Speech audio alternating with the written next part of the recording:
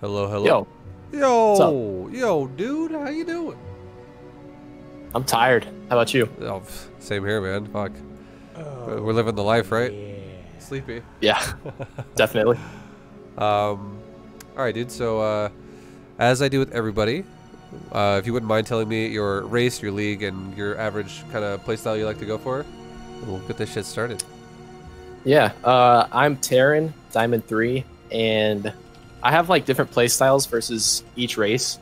So versus Protoss, I've been doing like a bio build kind of, and then the other two races I do mech. So, yeah. Okay. Okay. So we got some Diamond Terran action, and what are you thinking about working on today overall? TvP mostly, but if there's time, I'm having trouble with TVT as well. So, Oh, dude, aren't we all? Oh my god. yeah, it's the worst. So okay, this is one thing I've learned about TVT. Okay, you just go cars. No, I'm just joking. No, TVT is honestly legit. I think TVT is very positionally unforgiving. Out of every matchup in the game, that is the most positionally unforgiving matchup. So I think it favors the aggressor, like harder than every other matchup. Yeah, for sure. So I would say TVT is all about, if you want to just make it really basic and easy to understand, just be aggressive. Literally, just do builds that are probably designed around either one base heavy aggression, if you really want to be aggressive, like early, or just two base aggression, and then you can eventually expand after you do your aggression. I think I think three base builds are what I love doing, but they're way harder because like you always find yourself on defense, and if you ever don't have your unit set up perfectly when he shows up to your base, like if you're at the front of your base and he drops you, or if you're kind of like back in your natural a little bit and he sieges you and he starts shoving you, you're just like, fuck my life. Oh my god, this is hard. Yeah, it's like whoever sets up first wins, which is so annoying. And it's very easy for it to just spiral out of control because Terran units can just kill other Terran units so fast. Like a bunch of tanks can just wipe out a Marine army in like seconds. So yeah, I don't know. I feel like TVT is definitely it caters to aggressors. So that's definitely the kind of styles I would recommend to use if you want to really push Terran. But okay. Well, this build, sorry. Or no, you go ahead. You go. This build that I use for TvP, I wanted to ask if it would be viable for TVT as well, because it is pretty aggressive. So yeah, we can look at it. All right. Okay, I got messaged by somebody else, but I assume that's not you. So I guess just what you can do is you can just log into Battle.net, go to the GM list, the ladder list, and right now I am rank 80, and you can send me a message that way. Cool. And then we can set it up. Nice, dude. There's D4T. Yeah, hell yeah. Alright, I'm gonna make you leader, and then just make me the lobby host after you make the replay, and we're good to go. Gotcha. / what program to use to capture So this SC2? strategy, this actually is a win, which I feel bad showing a win, but I actually haven't lost with this, but I do have a lot of questions, so let me promote you. There you go. There you go, J Blast, thank you, man. Just typed in chat. Yeah, don't worry about showing a win or a loss. A game is, no matter what happens in a game, improvement is always there. Like, you can always see ways to improve what you do. Right. So we'll definitely look at your build very specifically. But I mean, there's a couple ways you can really open up against Protoss with Terran, I would say, that seem reliable. One definitely would be the 1-1-1 route, if you want to be very active with your medevacs and stuff like that and get damage done here and there with some form of factory pressure usually. Or another one I really like, which I think is it's becoming a little less effective lately. It was way better last patch, I'm not gonna lie, before shield battery buff became a thing. But it's the triple racks rush with Marauder Marine. That thing used to be ridiculous. It's still not bad, but it used to be insane. Yeah. So I do a 1-1-1 opener here. yeah, that's fine. I think 1-1-1 is the most standard for Terran to use. So we'll see the specifics of what you do. So like for instance, so far already, I will say. Or let me ask you a question first before I say this. What are you planning on doing with your barracks as soon as it's done? What are you going to build? Gonna build a Reaper, Okay. and then a Marine, and then a reactor. Okay, so huge, massive thing that's going on right now then is I know you probably got distracted by the probe and all that stuff, but make sure you always fill that gas up the second it's done, because if you don't, your Reaper is going to be super delayed, and already your gas has been done for, this is your second round of gas coming out, and it's still 1 out of 3, and it's going to go for the third round here in a sec. Okay. Just like, okay, there you go. Like, it's, I would say the gas is saturated probably like 6 seconds late, roughly, which it's going to delay the Reaper a little bit, because you'll see your racks will finish now, and you'll probably only have like 36 gas or something when it's done instead of 50. So yeah, that's Probes always distract. Yeah, no, they do. Yeah, the probes are super fucking annoying. I get it. They're fucking obnoxious. Now, here's another thing that I would recommend. I would say I think your scout is too early as well, just a little bit. Oh, okay. The reason why, let's go back to look at when you sent it out exactly. I want to see the exact SCV you send. I think it's your depot SCV, right? It's the SCV that comes out after the depot. Is it? Okay, never mind. Sorry. It's okay. It's not bad. I take it back. You can scout it this time if you really want to. I'm not gonna say that that's bad. I thought for some reason you sent out like your 13th SCV or some shit like that. Oh, okay. Yeah, no, this is okay. It's not bad at all. Because the thing about Protoss is, I feel like, I'll just get back to where we were. I mean, you can base it off everything you're doing as well, right? So you can see like, oh, I have a barracks done, and there should be a gateway done, and if the Protoss didn't have a gateway done at this point in time, or like at his base, you could be like, okay, well, what are you doing? Are you proxying? Are you doing some weird shit? I would say the best reaction to do to this would be, okay, I want to say this in a way that's not going to sound confusing from what I was saying a second ago. So again, I don't have a problem with your scout. I just thought it was earlier than it was. But if you don't see, and so like your scout's fine, but if you don't see a production facility in his base by like, we're talking like maybe 140, I still think you can go expansion first. But I think what you probably should do is make a really fast bunker. Like, cause there are, like, we'll see what goes on with your SCV really fast. You are scouting, you're scouting, you're scouting. You see a 2 pylon in his base. You see nothing at said pylon yet. There you go. Now you finally see it. So now you know you're fine. So after seeing this, you don't need to make a bunker right away. You will make a bunker still always. You should always make one eventually. But,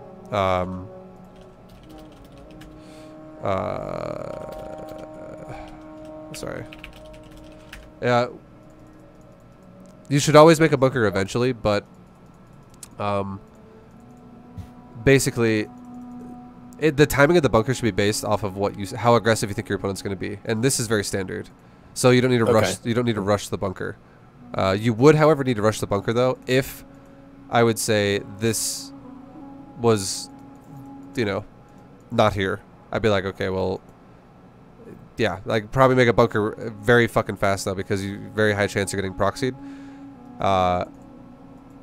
But again, the next thing you're going to take a look at though for your bunker timing is going to be the natural timing of the Protoss and yours, and then just seeing what he makes as well with your Reaper. In general, no matter what, you're going to make a bunker after you make. So you're going to go Reaper, Marine, and then you're probably going to make a reactor out of that racks. And when you start the reactor is usually when you're going to make a bunker like that, just for defensive purposes, for standard purposes. I know I'm stressing a lot on this, but yeah, it's. Yeah, you can get wrecked really easily without a bunker, so yeah. I understand. Okay.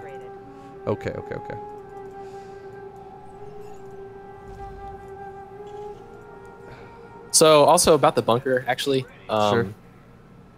If they're not proxying, but it looks aggressive, like they have 2 gates before a cyber core or something like that, should I still put my bunker in front of my natural, or should I put that like somewhere in my main?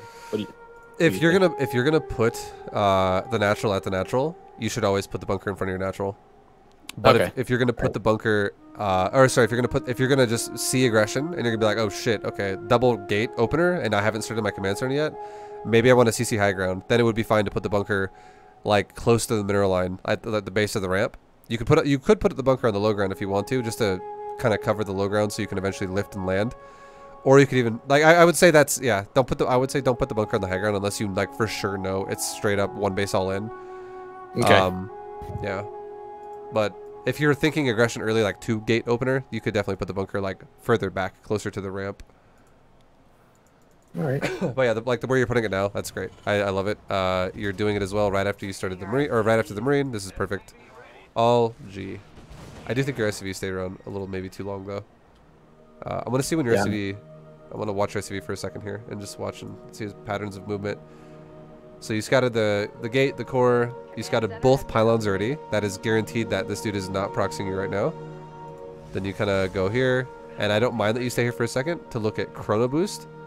So when you passed by his Nexus the first time, did you actually look at his Chrono Boost energy? Did you pay attention to that at all? I didn't. I usually look at gas. Okay. So what you should do against Protoss, for sure, just in general, is you should look at chrono energy. And just to give you a heads up on what chrono energy means, these, like, you don't have to really pay attention to it beyond this point, but just know the second they have their cyber core, they will have generated enough energy to have 150 on the Nexus. It's always gonna happen that way. And then unless they like really severely delay the core for whatever reason, like they're like a 3 Nexus then core guy, which is like no one ever does that shit. But if they have 3 chronos by the time the core is done, and now you can, if you were to pay attention to it, and you would see, okay, he still has 2 chronos worth of energy because chrono's 50 energy, and he has 100 still, but he's chronoing the gate. I would be like, okay, is this guy gonna do something aggressive now? Because, like, why is he stockpiling chronos? Is he just gonna keep chronoing the gate? Is he gonna start chronoing the core after I leave? Is he gonna build like a tech structure and then start chronoing that?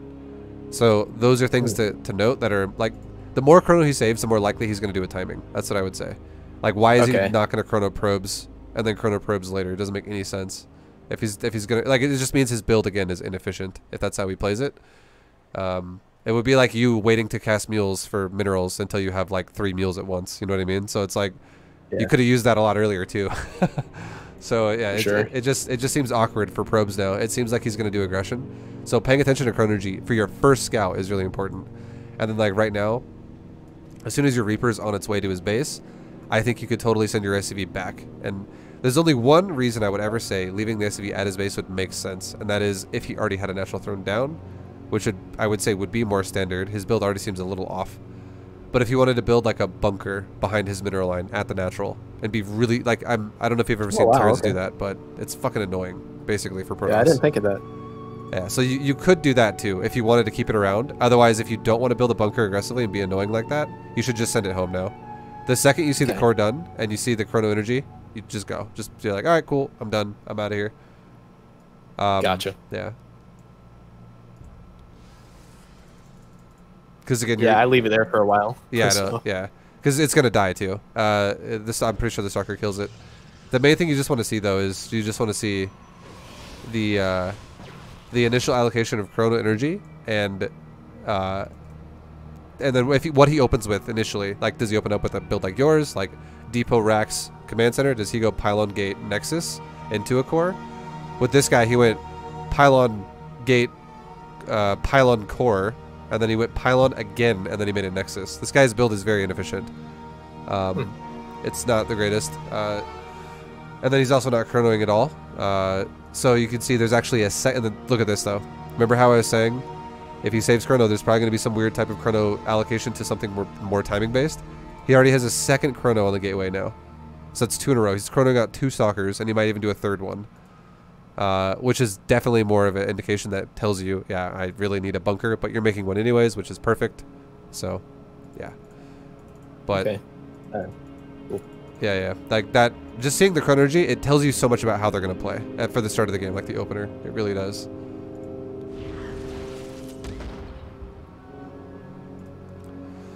And then, or how they should play at least. And then he starts getting aggressive. He pushes across the map. Your Reaper kind of pokes around. It is going to die, unfortunately. Now look at what he's doing. Look at his base. He's chronoing the core. So yeah, everything we just said, you could have read that from looking at the chrono energy and been like, yeah, okay, yeah, well, he hasn't thrown down tech, and he's just saving chrono energy. It's kind of weird. And if he didn't prioritize gas as well early on to do tech, then it would seem most likely that he's saving chronos to do exactly what we just said, which is chronoing the gate and the core. Okay. If he did do something, even if he wasn't chronoing probes, for instance, but let's say he fully saturated both gases like really fast, and then his mineral line only had like 12 out of 16. Like you just saw like a really low looking mineral line with like fully saturated double gas, and he's saving chrono. Then it would be like, okay, maybe he's gonna throw down like a really quick Stargate or some shit like that. But it would make more sense, right? But yeah. So like again, I like that you look at the gas with your scout. I like that a lot. It's good. You should definitely look at that and pay attention to it a little bit. But again, like chrono energy for Protoss is the most important thing to look at for the first scout, and then just like how many buildings do they have. Okay, yeah. I didn't know that, so that's awesome. Yeah, chrono is everything. It's like this. You could already tell this guy was going to be aggressive by how his opener looked. And then you also should feel ahead, because if you looked at his natural versus yours is way further ahead. So that would feel really good for you. And then he just walks into your base. And I'm not surprised, because of this guy already strikes me as an aggressive player, so I would not be surprised for him to do shit like that. And then the perfect way you could deal with it, as well as kind of what you're doing already. I think you did kind of miss some Marines here. How long did you miss Marines for? I'm going to actually look at that. Okay, so you have 1 Marine. 2 Marines are started. Let's look at when Marines... How long seconds go by before Marines 4 and 5 start. And this is just simple macro shit that, you know, if you were keeping on top of it, it would be more efficient here. So like right now you have enough minerals to start. If you canceled the 1 SCV in your main command center and you had like it started in your natural, you'd have double SCV started, and then you could actually start double Marine again and still have enough money. And if you were to drop another mule, you could have a second mule mining from the natural. Basically, you could afford what you're doing if you had everything pumping as well as it could be. But 327 is when it starts. And let's look at how much time goes by before another Marine starts. And I'll come back to why this is really important in a second. Okay, you start Marines at 344.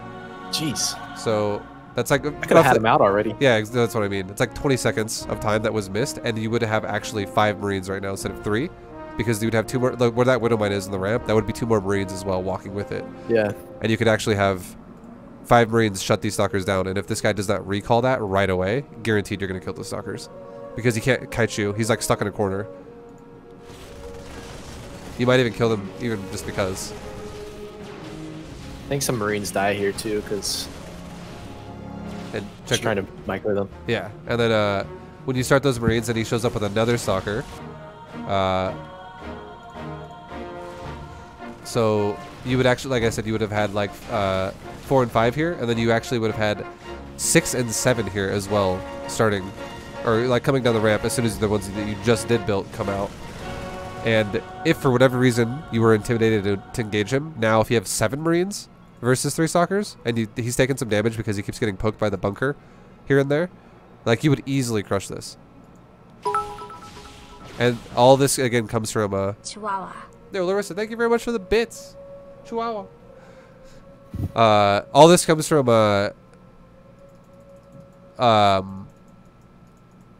basically knowing, oh shit, he's saving chrono. Like you just that alone, we literally called that right before I even saw this game. So you could just tell he's gonna be that kind of a player. So like paying attention to that, and then just knowing, okay, well, more in the line of aggression kind of opponent here. Let's really make sure I don't fuck up my my Marine production. Make sure I have that bunker down, and just kind of expect it. And then if you just had a couple more Marines, you could have shut these like just like if the reactor barracks timing wasn't missed at all, you could have easily won this fight, guaranteed. Because him just running past the bunker, stalker gets fucked up automatically, and you just like corner it, and he can't kite you anymore, and then you just kill it.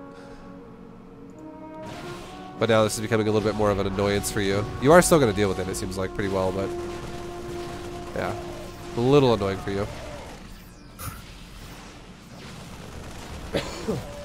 And I think that was over micro there, to be honest. I'm not going to lie. Yeah, I agree.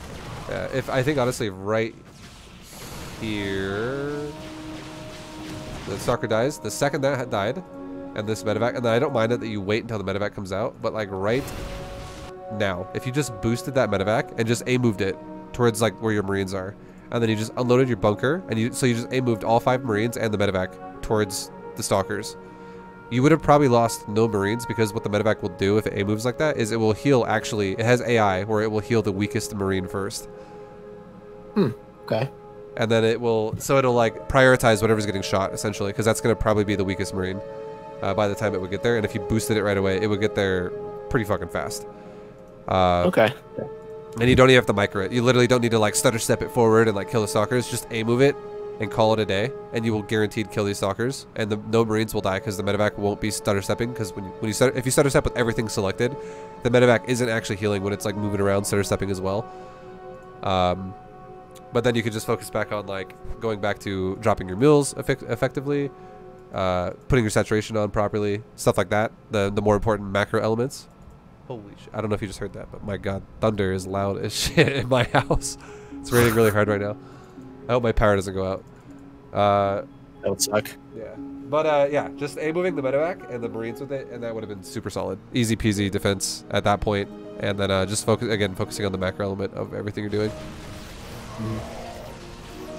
But with the over microed medevac right there, you actually lost 4 to 5 Marines, so that was kind of brutal. Good. All right, so I know I'm kind of ranting, talking a lot. So far, is there anything that you want to talk about, or that doesn't make sense, or anything you're unsure about, or how you feeling? I mean, nothing really in particular. The main questions I have is after I do this attack in a second. Okay. So I really want to know if I should have transitioned to something different after this, but okay. Yeah, let's look at it. Let's keep going.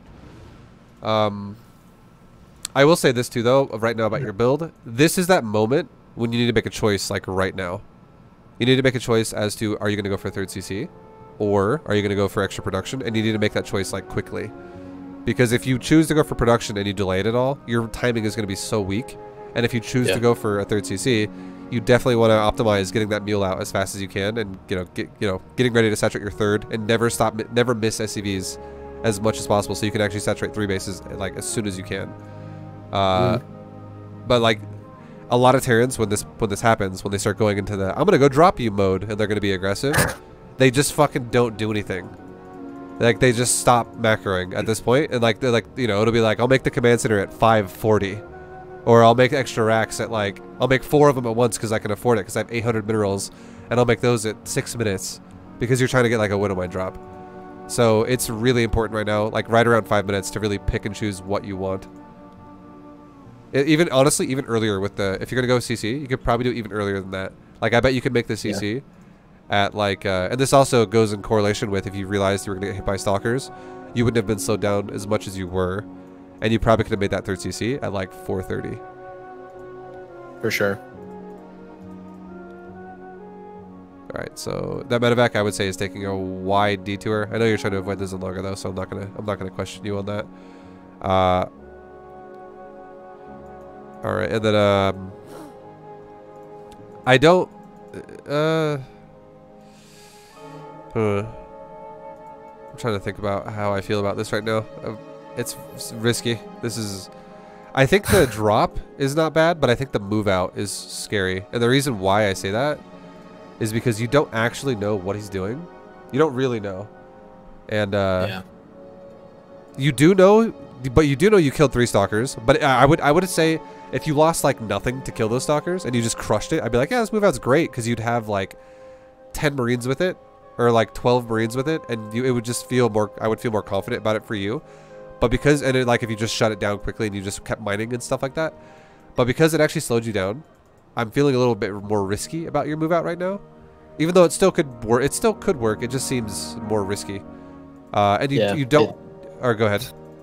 No, I was just gonna say it fails pretty horribly, as you'll see in a second. Yeah. Well, the big one too is you don't actually know what tech he's going for. The fact that he's scanned. Well, like, I wouldn't say necessarily you have to scan. I would say try your best in the future to be a little bit more conservative with your Reaper, and be a little more careful with it, because your Reaper actually, when it did die, it died for the sake of, like, it could have gotten into his base, but then it stopped and it just died. But if your Reaper can't get in and scout him, maybe yeah, then scan. Okay. But you definitely want to have some idea what he's doing. And I would say honestly, if you scanned his main and you saw, oh, okay, he's got a Robo and a Council, and he's got 3 fucking cannons in his mirror line, I'd be like, okay, how about I just like, if I am gonna attack, I'll just make sure all my attack is from the front of his base, and I'll just cover my tanks better. But I'm not gonna try and do like a drop and harass him anymore. I'll just play off my advantage here because he is actually behind you really hard right now because he's going cannon crazy. This guy has made 6 fucking cannons already. Which is a lot. That's a lot. It's going to make your harass weaker if you don't cover your tanks properly. Yeah, I wish I knew about the cannons before I tried to do all this crap. Yeah, like going into his base and dropping like that, I would say immediately right now, just cover the tanks. Like if you just cover the tanks and so if you move the tanks forward, because you're here now already anyways, you move the tanks forward, you have the Widow Mines back off and just wait for him to engage you, and then you pull the Liberator back as well. Wherever it is. Did it die? It died. Yeah, I think it died. So, yeah. I think that's one of those moments where you set up an attack before you did it, and then as it's happening, it's kind of all happening at once, and it's like, well, I'm not going to be able to handle everything at once. I'm just going to hope that it kind of goes well. That's how a lot of Terrans kind of do it. Yeah, just that would be prevented. The situation would be different if you actually scouted anything before that, and you went, oh, okay, cool. Right. Like we just talked about. But like you just kind of shoved 2 Widow Mines there. Definitely didn't need to do that. Imagine if you had 2 Widow Mines with you right now and your medevac was already back here. And imagine if your tanks were a little bit closer and you were relying on the tanks to do the damage. You weren't really shoving with the Marines until you won the fight. Like you wait on the Marines until the fight happens so that your Marines can actually be in the back with your tanks to not be taking damage before the fight actually starts. Whereas if you shove forward with the Marines and now suddenly your medevac's almost dead on the way back and 2 of your Marines are yellow, and both your Widow Mines die. You know what I mean? Like, it's just a better set. If you just set it up better where you rely on the tanks more to initiate the fight, you're still going to use the tanks, but then you can actually already have the Marines in position, and when the fight actually happens, I would say this. The best way you could micro this would be if your shit's already in the back, you don't got to worry about pulling it back, but you could just, once he engages you, you could just A-move him, and even just, like, select your tanks and focus Fire Stalkers. Okay. Because if you focus Fire Stalkers, 2 tank shots practically kills a Stalker. And the Marines, if the Marines shoot it at all, they'll insta-pop it. Super fast. So, right. And then if his Stalkers are also stacked up, you're going to be splashing all of his Stalkers too, like crazy. Like it would, basically, this would be better than having something happen where, like, let's just say probes aggro the Marines, and now your tanks shoot the probes, and they just splash the shit out of the Marines too. Stuff like that. And we'll see how this goes. I'm going to actually back it up. I want to watch your micro specifically.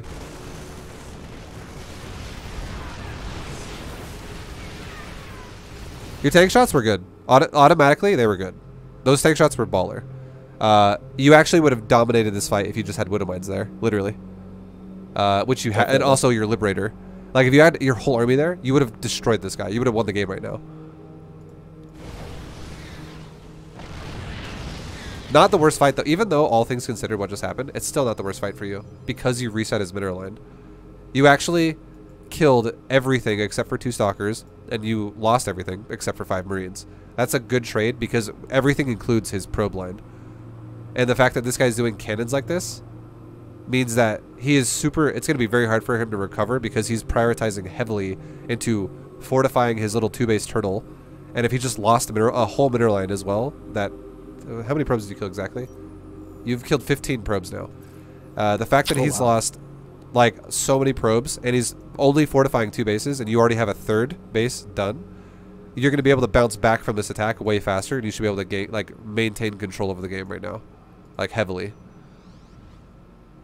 But if you leave your Marines here to die, obviously, that's not going to be the worst thing, but it definitely doesn't need to happen.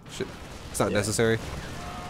It seems like that's what's going to happen, though. So it's okay. It's not the worst. It's not...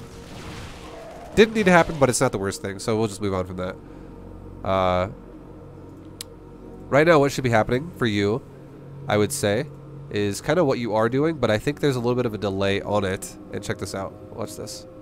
Let's look at your command center, for instance. So your racks timing is not bad. Your engineering bay timing is not bad. Let's really watch that command center, though. I want to see how much time goes by. And I know you're in the middle of fighting him and shit like that, and this is when the fight really starts. But just know, keep in mind, to make this easy for you, if you know you're going to get into a fight, and you know, for instance, if you have barracks that need to have add-ons, or if you have a command center that needs to become an orbital command, add them into your control group. You don't have it in your control group right now on the command center, but you do, however, have the racks in your control group, which is good. So, like, the second you build it, add them into your control group. So, control group 5, add in the racks. Control group 1, add in the command center. And if you tab the 1 while the fight's starting and you go, oh, CC's done, 1 tab B. That's all it is. And it would be 1, you hit tab once, and it goes from the orbital commands, because they have abilities, which is why they're the priority, and it tabs over to the basic command center, and if you hit B, it turns it into an orbital command, and you did not have to look at that to do that, because you set it up in a way where you didn't have to look at it, because you added it into the control group while it was being built. So you could just, while you like go, Marines attack, okay, or back up, go back to my tanks, 1 tab B, go back to controlling 2. And that's it. It takes you literally half a second or like a third of a second to do that, and you don't have to move your camera at all. Same thing with the racks. I usually don't add. Sorry, go ahead. Or no, you go. It's all good. I was gonna say I don't add new CCs into my control group because, like a lot of the times when I'm trying to lift it off and I have to reroute my SCV, or my workers, then it just like you can. There's a trick there as well. Oh, there is. Yeah. So if you, for instance, you lift off your command center and you land it, and then you tell all your command centers to like rally to the middle line, and then suddenly it takes away your landing command, and you're like, fuck, I just told it to land there. Okay, this is annoying. All you got to do is, again, a flying command center is a secondary unit selection over a landed command center. All you got to do is you can lift off the command center. You can rally all of your CCs, so you could be like, click the command center, lift it, 1 rally point to the 3rd base middle line, and then hit tab and land at the spot. Because if you hit tab, it only selects your flying command center. Oh, okay. So it's a quick hotkey fix again for that as well. Because I do that shit all the time too. Like I literally will be like, okay, I'm fully saturated on the natural. I'm going to lift off my 3rd, and I'm going to get ready to go to my 3rd. Lift, rally, tab, land. And then it literally takes like a second, and we're good to go again. And everything's rallied. And then all you got to do is, once it's already landed, come back to it, and then re-rally that command center itself. You could just by doing, you could do 1 again, rally again itself for all of it back to the middle line, because the command center that you're landing doesn't have a rally point, so it won't have a rally point unless you reissue one, and you can't issue a rally point for a command center while it's in the process of trying to land to a base. Okay, but that makes sense. Yeah, but at least like that way, all your SCVs from your command and your natural will rally to the 3rd from that point on. So like you'll have no problems there that way. But yeah, I mean, it's all about like trying to issue as many macro commands as you can for yourself that don't have to be looking at your base to do it, because your army is very fragile, and you want to set up a fight as well as you can. So the same thing could be said about Group 5. It's always racks first, factory second, starport 3rd, always. So you could literally, if you wanted to just have like, let's just say, 1 more tech lab, or 1 tech lab and 1 reactor, you could just you could be like 5XC for reactor tech lab. Or if you really wanted to you know, swap over your racks to the starport, and then like, you know, swap those out, you could, that would be something you definitely have to do like before you set up a fight. So you definitely would want to like maybe wait on your attack, like have it, you could set it up with the tanks and just have it sit there, guard your tanks, and then while you have a second, go back to your base and rotate add-ons from one building to another, and then come back to your army again. I would just say it's the questionable part about your attack right here is how you overcommitted to attacking him. Like, you don't know what he has, and you dove all of your units in except for the tanks, and you also sieged your tanks really far in the back. So you have this like what if he was behind you, which is what he is, and he came back and he actually flanked your tanks? Like, that would suck. You just lose your tanks. Or what if he overpowers your bio really up front, and then as you're trying to run to your tanks, your Marines are dying. Like, it's a little scary for you because you don't know where he is.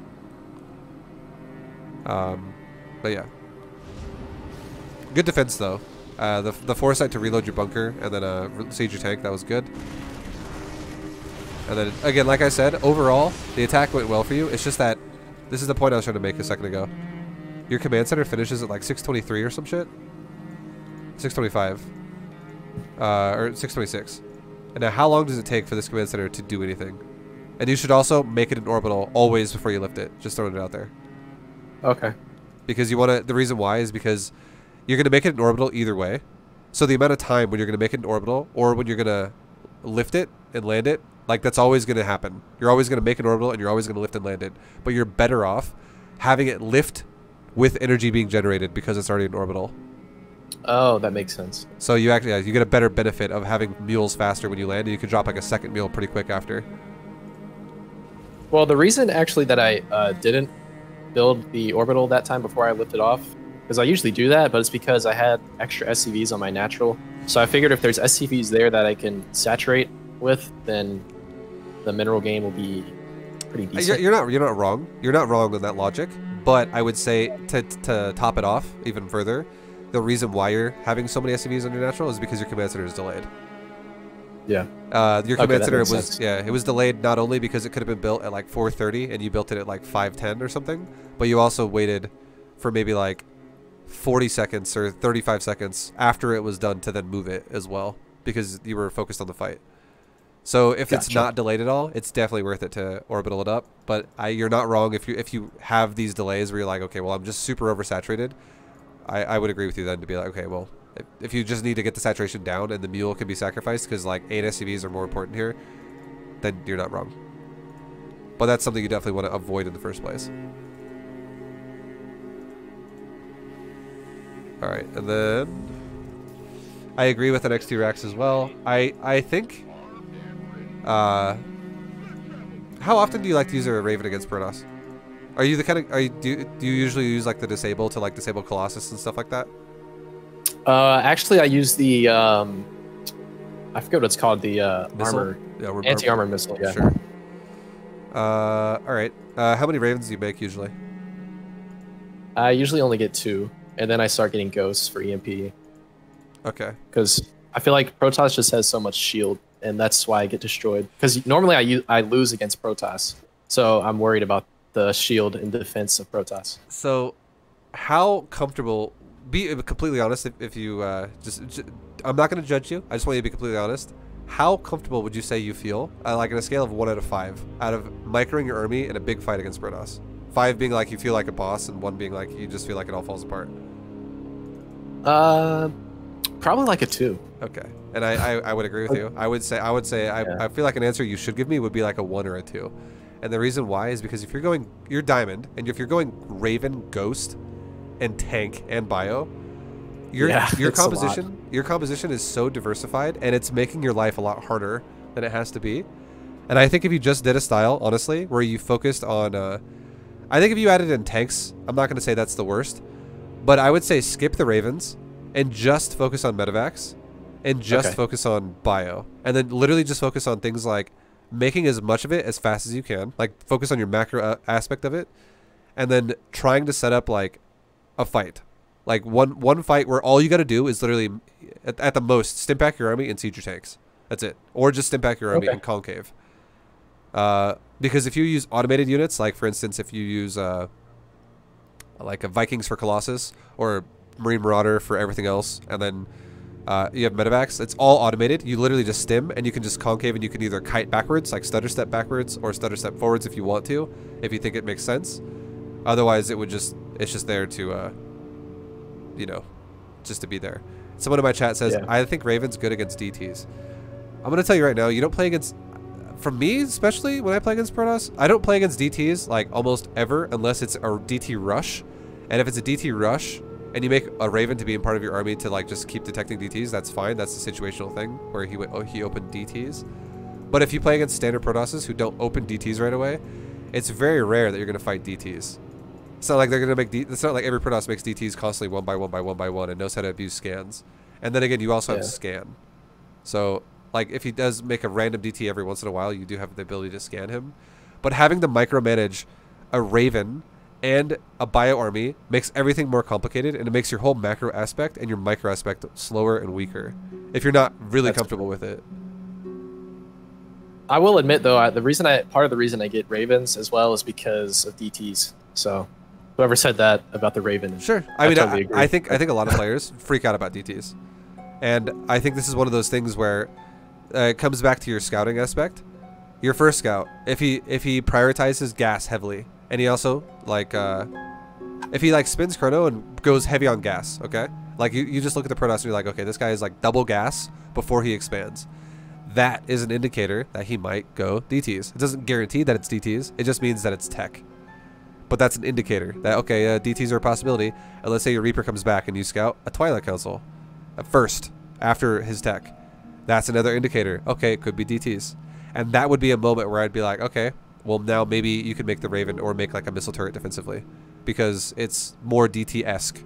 But if you see like a Robo, a Stargate, if you see no gas priority, if you see a mineral priority because he has one gas and he takes a Nexus, which is normal for expanding Protosses, or he's like saving Chronos like crazy, all of these things mean he's probably not going DTs because DTs don't need to be chronoed. There's nothing that you chrono there for DTs. And on top of that, if he's prioritizing minerals over it, or he's already chosen a different tech, he can't afford DTs anytime soon. Okay. All these things would make sense if you think about it like logically like that, but a lot of players don't think about it that much. They're just like, Protoss has the ability to go DTs, man. Fucking DTs exist. That's a thing. It's scary. Yeah. So you have to just try your best to like logically break it down and think about it. But yeah, I mean, the Raven, I just see it being a fucking mess for you whenever you take fights, because you're just like, okay, I got a mic on the Raven, okay, I got to pull it back, I got a mic on the bio, I got stim, I didn't stim on time because the Raven's in my group, and it like the Raven overwrites your stim. It just becomes a fucking mess.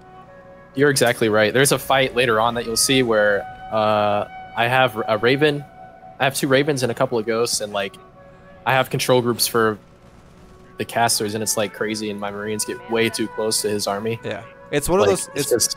It's one of those things where you could literally solve a problem 2 ways, and it's like, how do you get to 4? And you could be like, 2 plus 2 is 4, or you could be like, okay, 15 times 2 divided by 5, subtract 3, multiply that again by 7, and then do that to the 2nd power, and then do the square root of that, and then subtract 10, and now suddenly we have the same answer of 4. It's just, it's.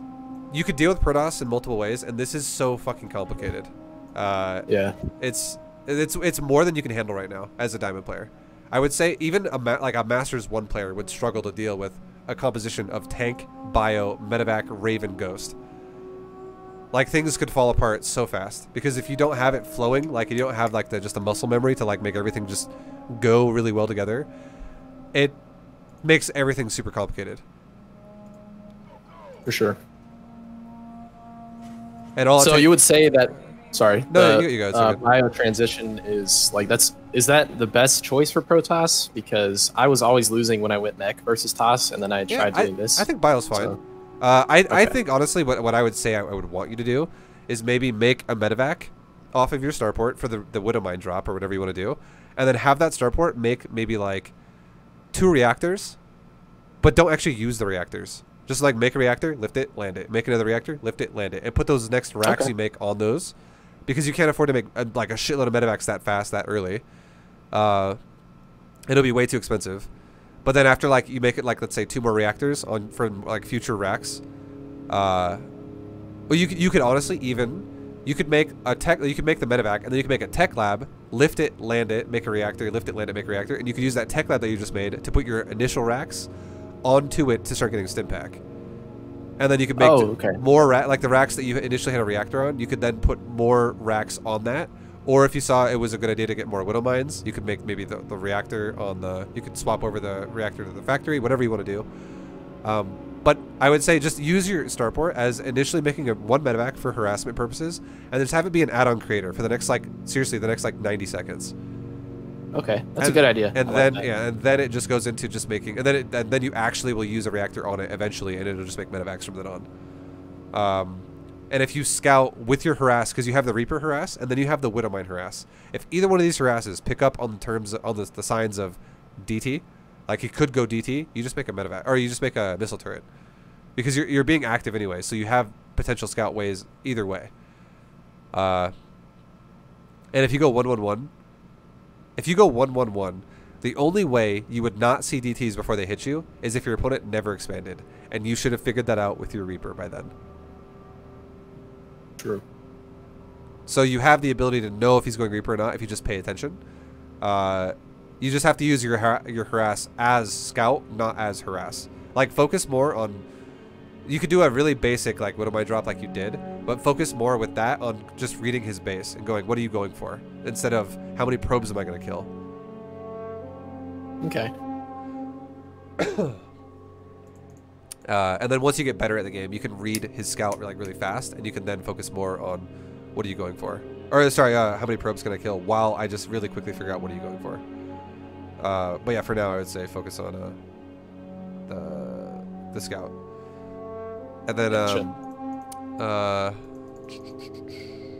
yeah, because again I just don't like the Raven very much. It's too complicated. The Ghost though, I will say this: the Ghosts are not bad. I would say add in Ghost when you add in an armory to go to 2/2. You could just just make it in your mind, like it's just like a thing where you go, okay, every time I make an armory, just make a Ghost Academy, and then you could just make. Okay. I wouldn't mind if you make a few Ghosts with your army because EMP is actually fucking insanely good. It is for sure. good. It wins me a lot of fights. Yeah. So I don't disagree with that because Ghost is way easier to synergize in and weave into your army than Ravens are, and the reason why is because it just walks with your bio, and it's just there, and then you just like literally you could even you could put the Ghosts in their own control group if you really want to, or you could have them just mixed into your main control group, and you could what's it called? You could tab to your bio and hit stim if you want to do that. It's not that big of a deal either way. But having a because I think you can handle one. I do think you can handle one caster, but having both is when it's like, god damn, this is like way harder. Now it becomes like this juggling act of having it's so much more complicated. Like I would say like handling one caster in your army is like it's like a 3 out of 5 difficulty, but handling 2 or like even like a 2 out of 5 because it's just one caster. It's like one type of caster, but having simultaneous 2 casters at once, that's like a 5 out of 5. It suddenly becomes way more complicated because you have to micromanage multiple casters, which is you have to worry about positioning, you have to worry about casting abilities at the right time, timing of everything. It's just shit can fall apart so easy if you're trying to micromanage multiple casters all at once. For sure, I agree. All right, so I will remove the Ravens from this build. Yeah, I would definitely recommend that you do that.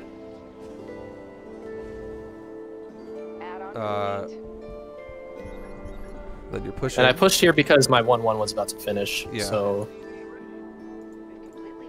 That's fine. I think the push makes the most sense here right now because you killed his probes. Like the 1/1 is nice, but I think the fact that you killed his probes and you fucked him over, and then he's trying to recover by taking a third, and he's also making cannons. Though, like the cannons, the probes killed, and he's trying to take a quick third now after all of that. Like he's double negatived himself, and then he's being really greedy. This push makes a lot of sense because of that, in my opinion. So I think if you just siege your tanks, you should crush. And that was super scary. Yikes. Yeah, that was a yikes right there. So you're doing one thing both times that I would say you need to stop doing, and that's scout before you attack. Okay. Like you could send one Marine forward or something like that, and just look like. But you did know where he was, so maybe siege as well before you're like that was a greedy fucking siege. Maybe siege how you did the first time, but then don't be afraid to like leapfrog and crawl your tanks forward. Because the first time you sieged way too far away, this time you sieged way too close. So I think I realized that I made a mistake the first siege I did, like during the game, and I was like, I didn't want to repeat that. Yeah. So then I overcompensated this time. Sure. Yeah, it's just hard to tell where the right spot will be. Yeah, it's definitely you want to siege. You want to siege. Think about it like this. This is the perfect way to look at it logically, and it is, you want your tanks to be sieging close enough to him to make him feel pressured. But if he were to push you, your siege would be done as he engages you. Okay. So you don't want to siege like as he's like in your face and be like time to siege, because that means you overextended. It happens, but you definitely overextended, and he now has the advantage to not get shot while he engages you.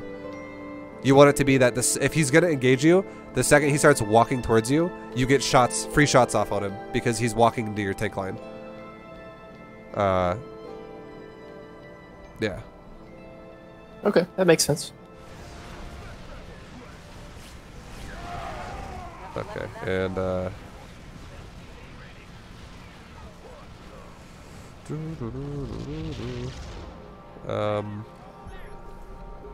mean, you scan like this time you scanned. You could either send a Marine forward or you can scan like you just did before you take the fight. Now, this is that one again where I would say it's getting a little scary. If you don't siege right away, this is dicey. And you're not sieging right away, this is getting dicey. Like he's not moving though, thank God. But it's a late siege for sure. Like all your tanks are not sieged. And like that's why I'm saying it was getting a little dicey, because your tanks shot as he almost engaged you. Like they started shooting like right as he engaged your front Marines, and like you just sent forward. But ideally, if like let's just say you got to like, I'm gonna give you an example. Siege your front tank right now.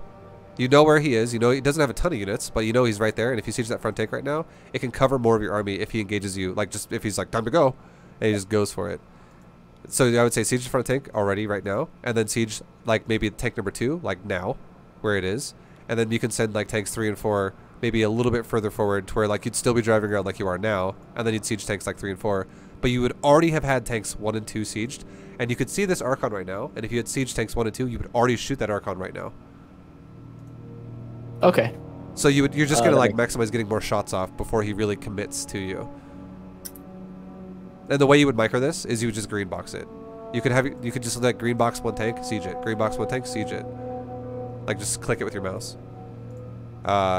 And I would say as well, with what you saw, where it's a couple Zealots and an Archon and a Templar, the best spell to use here on your Raven, since you have it, would be auto turrets. And the reason why is I would definitely tell you to put your auto turrets in front of your tanks. Gotcha. That makes sense. Because the last thing you want to have happen here is him to charge your tanks. But if you have auto turrets are surprisingly tanky, and then I guarantee all of his Zealots will be dead before the auto turrets are dead. Because like you're sieging right now, and he's engaging as you're sieging. This is scary. This is that moment that's scary. And then you are starting to shoot as he's already closed half the distance of your siege. Or like look at the distance that like the white little checker box, and you actually had it scanned, so you could have shot. And then you also have a Raven that can spot. But if you click click all your tanks and look at the little white checker boxes that are like it represents the range of your tank. Your tanks could have shot where his Templar is now, and they could have shot the Zealots once already right there. And then the distance that from there to where the Zealots are now, your tanks would be getting ready to shoot a second time again. So you would have gotten a full round of like 4 shots off on top of what you were on top of what you're already doing. And 1 round of shots almost kills 2 Zealots, and it weakens the 3rd Zealot. And you even hit the Archon once a little bit. Now, if you had a second round of shots, you would have actually wiped out 2 of the Zealots, and the 3rd Zealot would probably be a lot weaker. And then your Marines that are getting attacked by 3 Zealots now and an Archon would only be getting attacked by like 1 Zealot and an Archon. And then if you had auto turrets on top of that, you guaranteed would have popped the other Zealot pretty fast as well. And the auto turrets might have even been the things that take the damage. So like it's just so much like missed DPS here for you. And yeah, you know, it's just setting up the siege at the right time. And again, the concept of what I said a second ago is how you want to kind of set that up. That's how it makes the most sense. Yeah, that does make more sense. And now he actually overcharges the battery, and he warps on another round of Zealots. And then you did not cast a single thing with your Raven. And now, because you didn't have that initial shot as well before he overcharged the battery, you missed the opportunity to kill those weakened Zealots because you didn't get the extra shot off with your tanks. And your Marines are dying now. Like crazy. So now all your tanks are going to die too. Because you don't have enough DPS to burst through this shield battery anymore. Yeah. So that was a fight that could have gone really well for you, but it surprisingly went very poorly. It's still not bad. Like I will say this though. Overall, still not the worst because you're still ahead. You killed his 3rd and you have 4 bases. So even though you took a terrible fight there, you are still ahead. Like by a lot.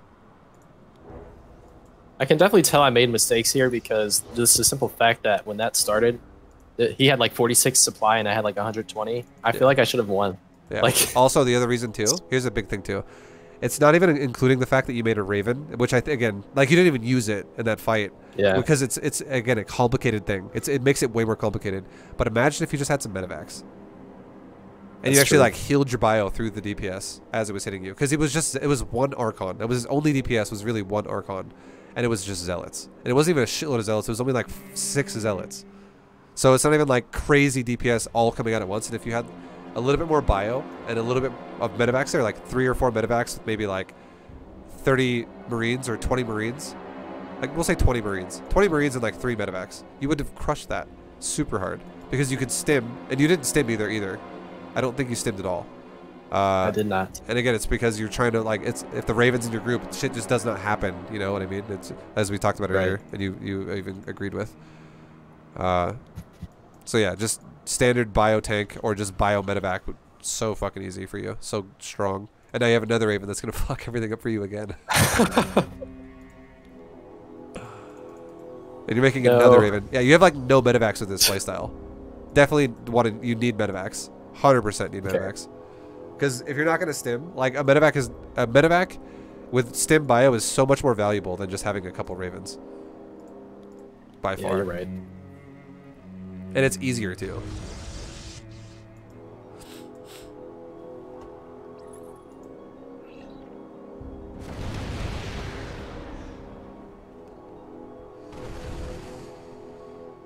Okay.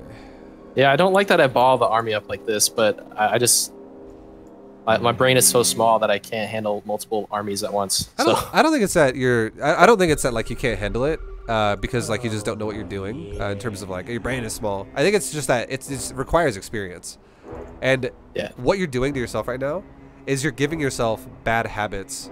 Because, like, if you think about it like this and you go, okay, well, I need Ravens and I need Ghost to win this shit. Otherwise, it's just really bad. And you just force yourself into these situations where you're like, okay, every fight I take is fucking uncomfortable. It sucks. Oh my god, this matchup is hard. And then you're like, you take awful fights repeatedly over and over and over. You're not giving yourself the room to develop as a player because you're making it way too complicated, way too fast, and you don't have room for improvement here. It just fucking spirals out of control every single time. But if you make it easier, and you give yourself, like, it's just Marines and medevacs. That's it. You get really good at that. And now you add in tanks. You get really good at that. And now you add in a Ghost. And now you get really good at that. And now suddenly you add in a Raven too. And you get really good at that. Because you can already handle everything up to that point. At that point, you're like a GM player. And you're comfortable with a lot of different aspects of what you have to do as you develop as a player. But if you just try to do everything at the highest level of, like, difficulty right away, it'll never develop, and you'll just constantly get crushed over and over and over and over and over and over. So that's true. Yeah, like there's just no room to improve there. It's just too difficult too fast. It's like telling a fucking 3-year-old to do taxes or something like that. Yeah, get it done. Okay? Run my company now. And you're like, holy fuck, I haven't improved. I haven't grown up at all.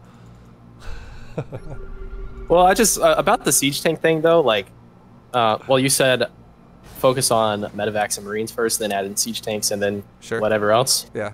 I feel like I can't beat Protoss without siege tanks. Like, I definitely need siege tanks because... you can if you go more Marauder heavy, I would say. Oh, really? Okay. Like, looking at your composition, you have way too little of Marauder. But again, your tanks are the supplement to that. Like, the tanks are the replacement to the Marauder, so it's okay. But I would say you ideally want to have maybe like 60% reactor, 40% tech lab on your buildings. So if you have 10 racks, 6 reactor, 4 tech lab, or or even honestly, if it's like then that's assuming that it's like a standard Protoss player with like a lot of zealots. But if it's like a Protoss player who's going Colossus and things like this, maybe reverse that. Maybe have like 6 tech lab, 4 reactor. That way you could have like an even more almost like a 50% ratio of Marine to Marauder. It won't quite be that. But because your Marines will die off a lot faster, your Marauders will usually stay a lot longer. But it'll allow you to have this, like, you'll have like 35 Marines and like 19 Marauders or like 20 Marauders. It'll be something that's very heavy Marauder. And then it will also easily allow you to add in like Ghost.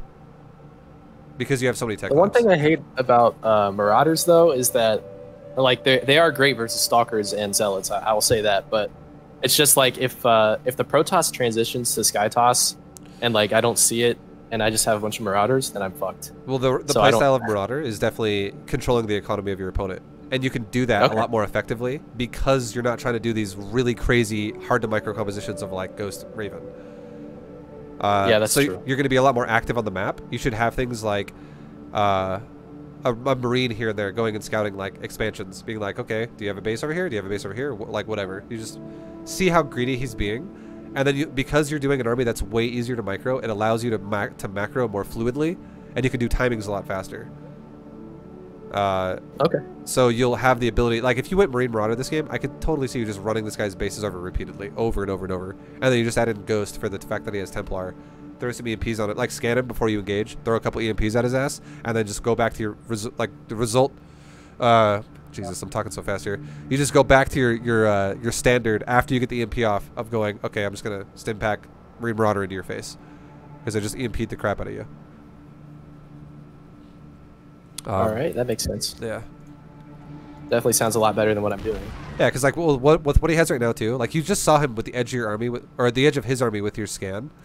A second ago, when this fight was setting up, and the second you see that, you should immediately scan him again, where directly on top of his army, because you don't have a really good range of vision on top of him.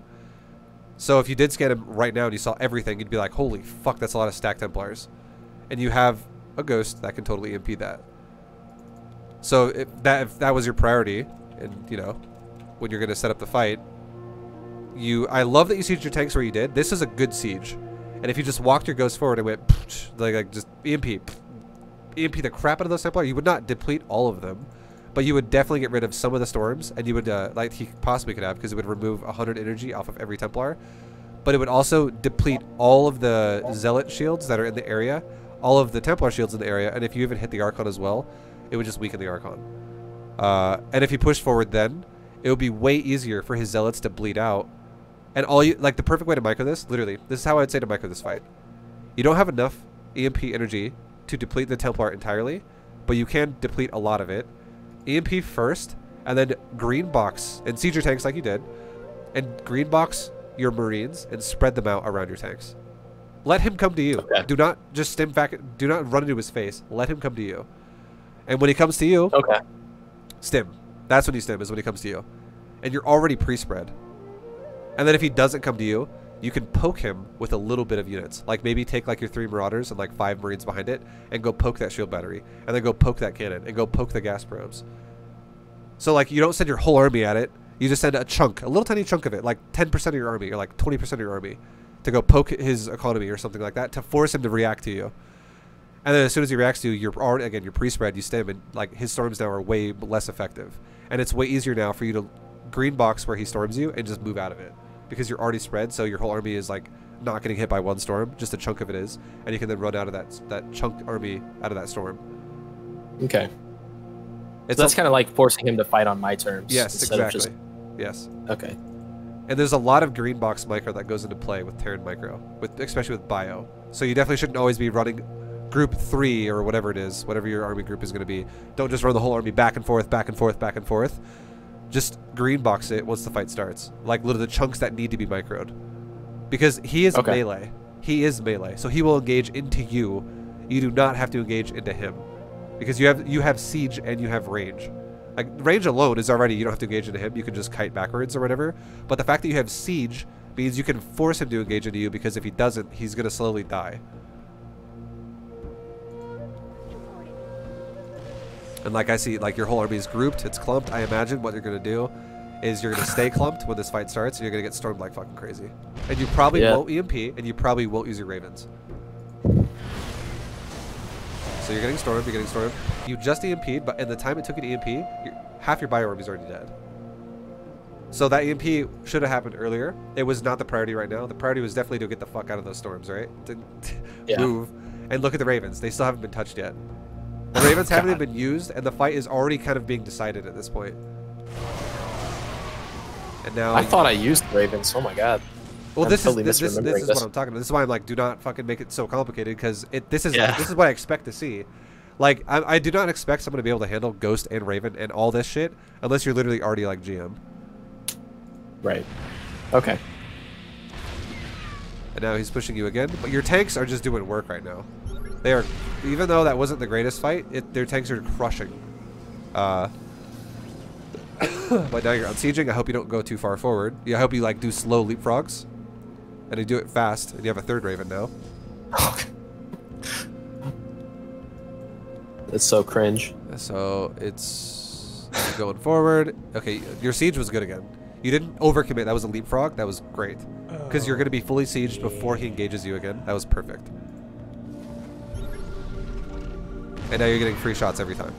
Now what are you going to do with these? You throw a Shredder Missile at his ass. Fight doesn't have to happen though. This is good ghost usage. This is good ghost usage. You throw an EMP at him and you just fucked over his Templar. Now, one thing, but here's what you're doing though. You're overextending your bio again. Maybe what you should do is continue to leapfrog your tanks and force something out of your opponent, some type of reaction. Like for instance, if he's going to keep backing up and backing up and backing up, what if you leapfrogged your tanks that are both yellow right now a little bit to the right of your 3 tanks that are sieged and you started shooting his Nexus? And then you spread your bio out and your Ravens out to cover the tanks that are sieged there so you don't leave them isolated. Because right now, all this guy has to do is auto-attack you, and if his Zealots run over your tanks, you're fucking dead. Like, you're going to die. And you're exposing yourself hard right now. So it looks like that's what he's going to do. He's running on top of your tanks. There goes 1 tank. There goes 2 tanks. Your tanks are no longer shooting the frontline Archons and stuff like that. They're shooting themselves because they're killing the Zealots. That your bio could have dealt with if you just spread your units out. Because you overextended. So you let the Protoss kind of fight on his terms. You're still not dead yet. You're still, like, the reason why you're winning this game so heavily, even though you're making mistakes like this, is because you're macroing way better than he is. As a result of everything. And like the early game thing you did, where you killed a bunch of probes, you're crippling him repeatedly, so you're running away with that lead you had early on. It just keeps happening. Like that's kind of how StarCraft works. Like if you take something negative really early in the game, it just kind of fucks you the whole time. Like it's hard to come back from situations like that where you fall behind really early. Because for sure, because of that, you've been allowed to go to 4 base and then 5 base, and yeah, you have like 7 base, 8 base. You have 8 command centers already. That's hard for Protoss to be like, yeah, that's not a big deal. That's fine. And that wouldn't have happened if he didn't lose so many probes early on, because he could have been more aggressive and more present on the map. But again, even though you're taking losses here and there, you're not utilizing your tanks anymore in this fight. You're overcommitting your army. You have no medevacs to support your bio. And your Ravens are just diving into the Archons as well, and they're not using their spells. Like 2 of them are full energy, basically. And they're just dying. Oh my god. Alright, I'm never getting that unit again. Yeah, you can get Ravens later on. But again, anyone who says, I'm Diamond, and I use Ravens, this is what I expect to see. Every time. Yeah. I do not think you're going to be a fucking, like, Maru Raven guy, where it's just like, god damn, look at those Ravens go, so good. Holy shit. It's always going to be this kind of shit, where you're just like if I see a Zerg player, same thing. I use Infestors in Diamond League. You know what I expect to see? 6 or like 8 full energy Infestors waddling forward in front of roaches into like tanks and shit. And like 1 fungal gets cast and like 8 Infestors die. And you're like, okay, well, that definitely wasn't worth it. Everybody does it. It's because you're not, it's complicated. It requires a lot more foresight and like micro ability there. And it's not easy to do. It's way above the skill level of Diamond. Yeah, I agree. After seeing this, especially. And then, same thing again. You're going to kind of lose tanks a little bit. This is still good for you though, because now you just kill all those probes. The game is actually over now. But if your Marines just covered the tanks a bit more, you would have lost no tanks there. Same thing with the Zealots. If your Marines cover the tanks, just try your best whenever you take a fight with Marines. Never leave your tanks exposed and never overexpose your bio. They should be paired together. Like you should be, if your bio is going to take a fight, you should be able to instantly back up into tank range, and you're kiting into tank range. And if he ever engages your tanks, you should have Marines to be able to cover the tanks so your tanks don't shoot each other and kill each other. And what's the reason why this is happening to you is because you're running so fucking far away from your tanks with your bio. So if you're gonna run, the idea is if you're gonna run further forward with your bio, leapfrog your tanks towards that, so you can actually have both sides cover each other. Don't just leave the tank siege where they initially started, and it's like, see ya, bio, bye, come back later. Stay somewhere I can see you. Okay, he's fucking gone. They're gone. Yeah, you're completely right about that, though. But yeah, I think you can handle Ghost once you have like a high supply, and just use the Ghost as a setup. Don't use them as a during the fight situation. Do not tell yourself, I'm not going to try to EMP in the middle of a fight. I'm not going to just be like rotating EMPs in the middle of the fight. Once you get really comfortable with it, you can do that. But just use Ghost as a situation where you scan. Oh, there he is. EMP, EMP, EMP. Okay, now I can fight. EMP is the setup to the fight. It's never the during the fight situation. Okay. And then so it's kind of like pre-microing. Yeah, stuff. exactly. It's like pre-spread. It's pre-siege. It's just it's pre-fight micro. But as soon as he engages you, do not try to rotate stim and EMPs and snipes and shit like that. Don't do that. Yeah. Just keep it simple and EMP first, and then call it a day. And then whatever happens after that. You just work on using your bio, and then work on positioning and stuff like that. Okay. Yeah, cool. Man. Yeah. Do you have any questions about stuff? Or I know we were gonna talk about TVT, but this definitely there was a lot of shit to talk about in this one, and yeah, for sure. A lot of things we wanted to cover here. But how much time is left? Was that an hour already? It actually was. Okay. All right. Well, no worries. I think it's been like an hour and 10. But I don't mind answering a question though. If you have any questions about anything that doesn't make sense, I'll happily answer another question for you if you have any. Well, I'm just curious about what I was going to ask about TVT is that opener I did with the Widowmine drop. And there's supposed to be a Liberator like in their main mineral line as well as the attack on the front. Like, can I use that against Terran? I would recommend changing Widowmines into Hellions. I don't think Widowmines are very good against Terran, and the reason why is because it's really easy for Terran to just get rid of Widowmines with a Cyclone, and just like I feel like a lot of people open Cyclone or just if they can scan it, kill them, get rid of them right away. You could even sack one SCV to each Widowmine and then scan and kill it. It's not a big deal. Yeah. But I feel like the amount of SCVs you're going to get with Widowmines is very low if he just realizes you're dropping him and he pulls away. But if you go Hellion drop, even if he pulls away, there's a high chance you're going to kill a lot of SCVs. I feel like Hellion drops are way more intimidating than Widowmine drops in TVT. So I can do the same kind of thing versus Terran, just Hellions instead of Widowmines? Yes. Yep. Essentially? Yeah. Okay. All right. Sweet. And then you're not going to be using Ghosts against Terran. And I do think Ravens have a place against Terran. They're fine. Because disabling tanks and shit is fucking insane. Throwing auto turrets down in front of tanks is insane. And you're not trying to micromanage Ghost and Raven at the same time.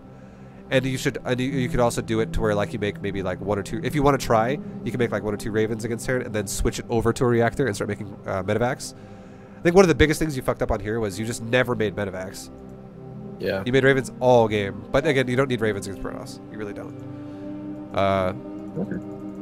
So you could try Ravens against Terran if you want to. You don't have to. Just throwing it out there. But yeah, the build overall, that if you transition this build to Terran, yeah, just make Hellions to Widowmines and it would be a good build. And then don't make Ravens all game. They make medevacs after like one or two Ravens. Okay, cool. All right, well, thanks for the coaching lesson, dude. Dude, thank you, man. And I wish you the best of luck. And if you have any other questions on the stream, by all means, feel free to ask on stream and shit like that. We'll talk about it more. I can give you some quick answers about things if you're like, what did you say about this or whatever. But I will make this a VOD too, so you can always go back and watch this again and we can see things. I guess I'll give you my little recap here, my little like quick advice of what I think of your overall play, what I think your strengths and weaknesses are. I think your strength is definitely your macro. I think your macro is better than your micro. I think your micro, we definitely focused a lot on your micro though this lesson, which I think is good because you're definitely playing styles that need to be kind of babysat a little bit harder than what you're doing and nurtured more, I guess. But if you just kind of fix up like the logic of your attacks and like a little bit of your scouting early on, I feel like you'll have a lot more success going forward as a player because I think your macro is definitely not your weak point compared to the other things. That's good to hear. But obviously, don't think that that's me saying your macro is perfect. You can always improve on everything. Yeah. It's not. Trust me. I miss SCVs all the time. Yeah, so. Sure. All right, man. Well, good luck. Thank you for doing a coaching lesson, and I'll see you around, dude. All right. Thanks, man. Appreciate it. All right, guys. That has been a coaching lesson with me and D4T. So if you guys liked it, please don't hesitate to hit that follow button, or to. You don't have to hit the follow button. You can if you want, but don't hesitate to go check out more videos. I have many more just like this. This has been a diamond level Terran coaching lesson. But yeah, I will see you guys in the next one. So until then, take it easy. Much love and adios.